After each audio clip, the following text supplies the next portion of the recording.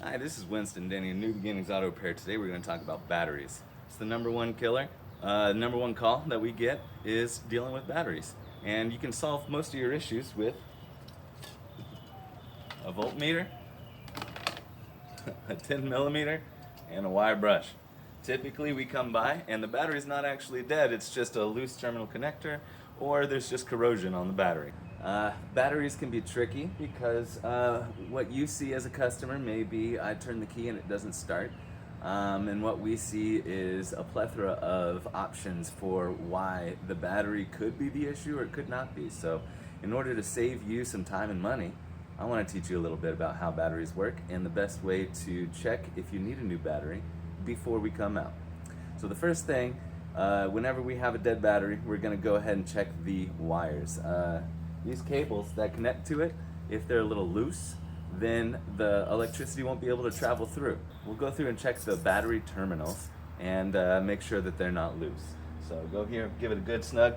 You're going to want to do it a little bit, not too hard, don't break anything, but it shouldn't move at all no matter how hard you're doing it. So I'm moving the battery, not the terminal. That means they're not loose. So the next thing we're going to do is we're going to look at corrosion. A lot of times there's a little bit of corrosion on the battery terminals, and after a while it builds up, and then that corrosion doesn't let the electricity pass through. And that is what we have on my Subaru. As you can see, there's quite a bit of corrosion on this. It's caked around here. And that does not mean you need a new battery. That just means that you need to take it off and clean it. If you'd like us to do it, we'd love to come out and do it for you, but this might save you some money and might save you some time. So if you're having an issue with your battery and you would like to save the trip, this is the first thing that you're going to want to check. If you have a voltmeter handy, you can figure out everything you need to know about your battery. So you're going to want to take your voltmeter, set it to volts. It's got a lot of options. I've only ever had to use two. Voltmeter is the best one. So you're going to want to take it first. You set one side on each of the posts. Once you get a reading from that, you'll know whether the battery is dead or not. Mine's reading 12.3. which is exactly where it's supposed to be. So I know that my battery is working. After that, if you are having an issue with the battery, you're going to have to figure out where you're losing the electricity. So you're going to be losing it somewhere. So I'm going to take my negative and I'm going to put it on the next piece, which is this terminal. I still have 12.3. That means that this side is good. And I come here and I'll test on the wire. I've still got 12.3. That means this side is good. Then I'll come back and take it and I'll try the other side. After I take this, I'll put it on the next piece. I have lost voltage. I'm only getting 11.4 now. That tells me that I'm losing voltage between the battery terminal and the rest of the system. So there's a couple reasons why that would happen. The first thing you want to check is whether it's loose. A lot of times these things are just loose and you just got to tighten them up and everything's fine. So you take it, you got to use a little muscle, but not too much. You don't want to break anything, but just wiggle it. And if I'm moving the battery and not the terminal, then that means it's tightened up. On this side, we're still tight. But as you can see, there's a buildup of dust here. That's the battery terminal that has corrosion on it. So when you really want to do, if you see that it's wiggling, just tighten it up. You may need to get a new one.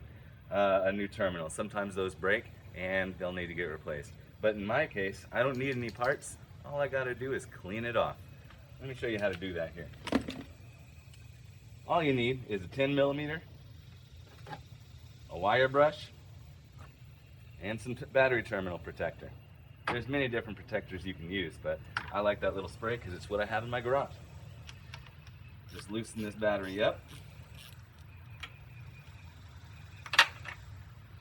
Wiggle it on out, and you can see all that grossness right there. So you just take your wire brush, clean off the battery terminal a little bit.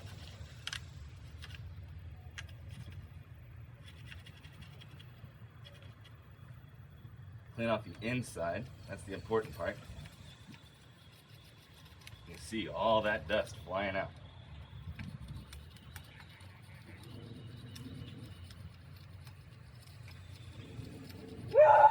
After you got it good and clean on the inside, take your spray. Oop, I made a mess over here. I gotta clean it up again.